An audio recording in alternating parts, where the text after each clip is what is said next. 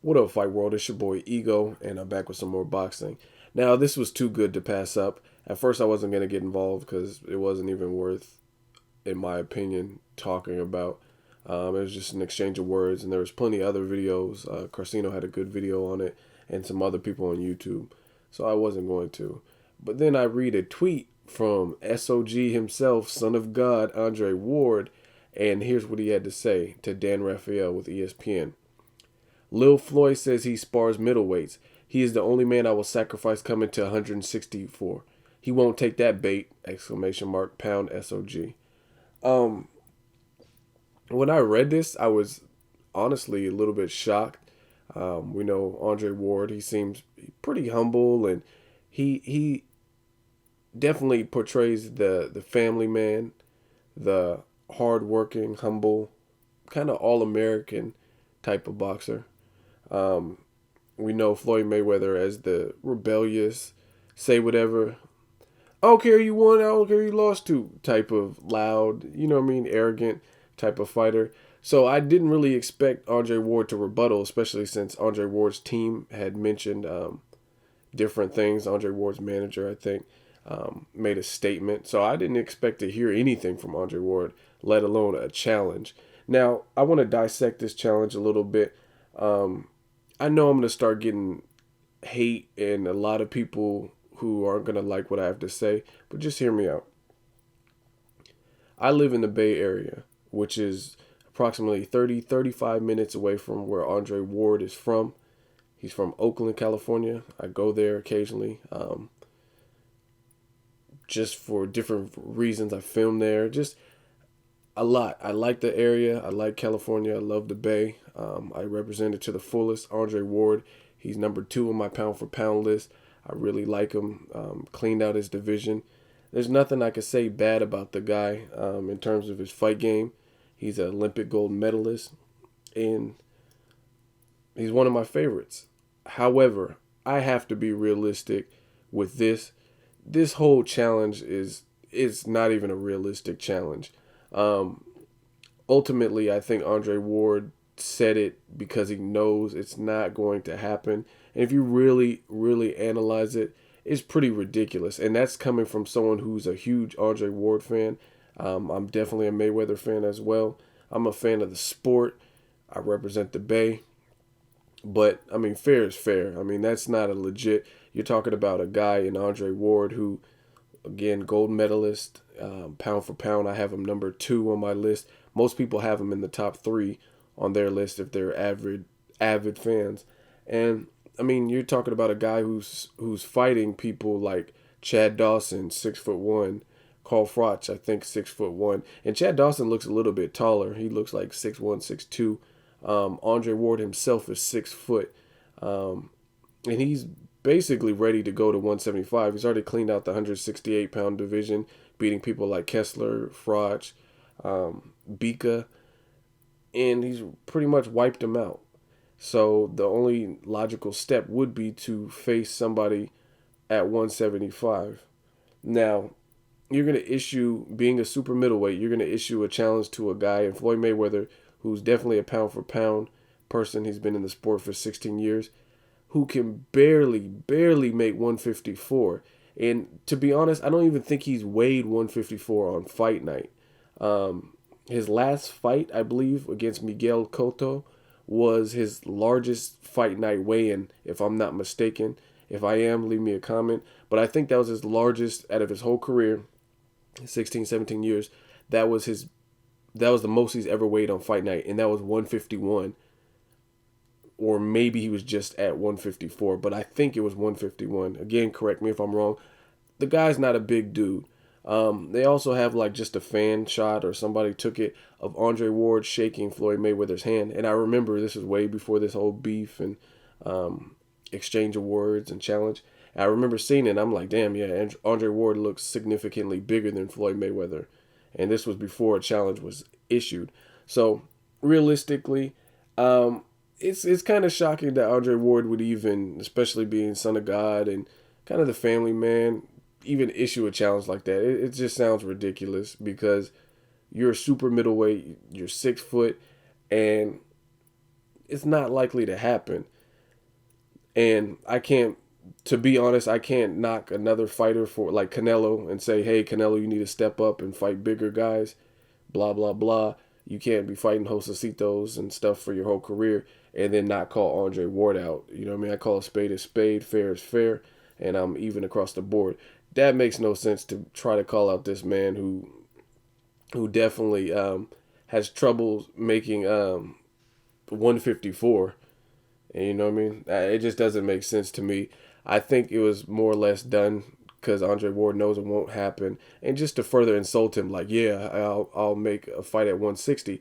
Now, and here's the flip side of the coin: you're willing to weight drain your body to get to 160, yet Sergio Martinez is a small middleweight, and he has trouble putting on pounds. Like I think his his manager Lou DiBella said something like he ate a whole steak and potatoes trying to gain weight, and he has a problem gaining more and more weight. He's not as big as people think, and that would be an interesting fight. But he says he can't make the weight to, he can't put on enough pounds, Sergio Martinez that is, to fight Andre Ward at 168.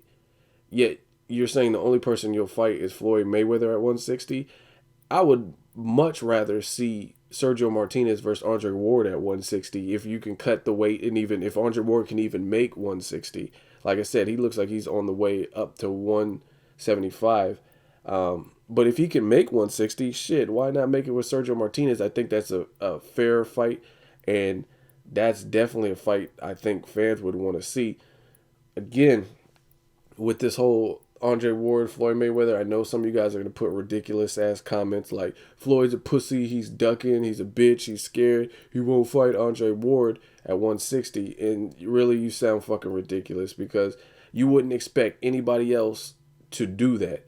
You're not expecting Canelo to fight Bernard Hopkins, or who, you know what I'm saying? Like, who the fuck's going to do that? You're not going to say Roy Jones Jr. should have fought Timothy Bradley or Pernell Whitaker. It doesn't make sense. It makes no sense for Roy Jones Jr. to try to weight drain himself to make some asinine, crazy ass weight to fight Pernell Whitaker or Timothy Bradley, someone who's marked as a smaller fighter in a smaller division. That's why they have weight divisions. Again, the only other thing I could say is the fight, if it were to take place at a catchweight, it doesn't really even make sense. Floyd Mayweather, he's on record saying he doesn't really like fighting the catchweights. He doesn't really believe in them. That's why he fought Miguel Cotto at his natural weight. He's not an avid catchweight person. That's one thing. He did mention, possibly fighting Sergio Martinez, who's also another bigger fighter at a catchweight. But I remember hearing him say he's not a huge fan of catchweights. Anyway, what would it prove? If Andre Ward beats Floyd Mayweather at 160, it'll be like, okay, that's what we expected. The bigger guy beating Floyd Mayweather.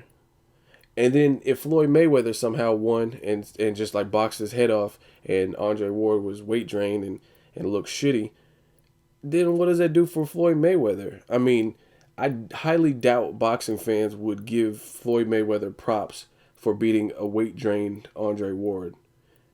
I really don't see it. Because I didn't even give Andre Ward, I mean, he looked spectacular against Chad Dawson, but you have to factor in the fact that Chad Dawson looked weight drained. He didn't look like vintage Chad Dawson. Now, don't get me wrong. If they fought at 175, I think Andre Ward still beats Chad Dawson. However, I think it is a much more competitive fight, and it might not have ended in a stoppage. Andre Ward is not necessarily known for stopping fighters, and Chad Dawson, again, 6'1", 6'2", fighting in a higher division. I don't know if he would have stopped him at 175. I think he would have beat him regardless, but stoppage, I'm not sure. So, I mean, any valid boxing fan who's unbiased could probably be okay with saying that. And it's not taking anything away from his win, but catchweight is a catchweight. Chad Dawson is known for having certain tools in his arsenal, great jab, and he didn't display a lot of stuff that I feel he has in other fights. And this was the first fight that I remember in recent memory where he was fighting at a catchweight. And don't get me wrong, Andre Ward is on another level. So he beats Chad Dawson 9 out of 10 times, maybe even 10 out of 10 times. That's not the argument. The argument is, was Chad Dawson somewhat affected by cutting weight? And I think the answer is yes. If you're unbiased, I think you could safely say yes. So that's basically it. Andre Ward versus Floyd Mayweather. The fight, I highly, highly doubt that fight would ever happen. If it did, it would be stupid. And again, it doesn't really make sense. I think Andre Ward was just trying to fire back a jab and insult Mayweather by proposing something that's preposterous and that would never happen. And again, if you could cut weight and make 160, I want to see you fight Sergio Martinez. I think that's a better fight. Sergio Martinez is taller than Floyd Mayweather, I believe, and he has a crazy style that could pose problems for anyone, especially at a weight drain. I think at 168, I think it's no contest that Sergio Martinez would lose to Andre Ward. But shit, at a catchweight, I mean, that definitely evens the playing field. Hell, I think Gabriel Rosado had a better chance if he would have stuck to the catchweight against Gennady Golovkin, because he lasted, 7 rounds without a catchweight. Imagine if they fought at a catchweight. Maybe he would have finished the thing, or maybe he would have looked better or not got cut. Who knows? You never know when you're dealing with catchweights, but they definitely play a part in the fighter's performance, especially depending on how your training camp is. And that's basically it. I just want to address the whole subject. It's not a fight that I would even pay too much attention to. I think it was something Andre Ward was doing to try to insult Floyd Mayweather, but to me, it's kind of stupid. A super middleweight to someone who barely can weigh anything over a welterweight. I mean, this man Floyd Mayweather is fighting Victor Ortiz, who rehydrated to 163, I think, on fight night, and he was still the small frame Floyd Mayweather that we always seen, whereas Ward rehydrates to probably 170, 175 on fight night. So realistically, it is stupid. The challenge is asinine in my opinion, and if you guys endorse it as in terms of Floyd Mayweather's a bitch and he's scared, then I want to know who your favorite fighters are, and why do you not hold them to the same standard? Again, nobody that I know is saying that Canelo needs to fight Pascal or DeVore's Cloud or Bernard Hopkins or anybody. So why would Floyd Mayweather, just because he's Mayweather, he talks shit, that means he has to fight a super middleweight to gain your respect, or he's a pussy? Doesn't really make sense. That basically wraps up what I had to say. I still like both fighters. Andre Ward, elite, another level fighter. Floyd Mayweather Jr., he's proven he's at the top of his class as well. It just so happens that Andre Ward grew up with Robert Guerrero. They're both representing the Bay. Andre Ward from Oakland, Robert Guerrero from Gilroy, California. So not too far from where I'm at. Got to show love to the Bay. As far as this challenge, it doesn't really make sense. And that basically wraps it up. So let me know what you think of Andre Ward's challenge to Little Floyd. And that's basically it. Subscribe, comment, and or hate. Until next videos, Ego signing off.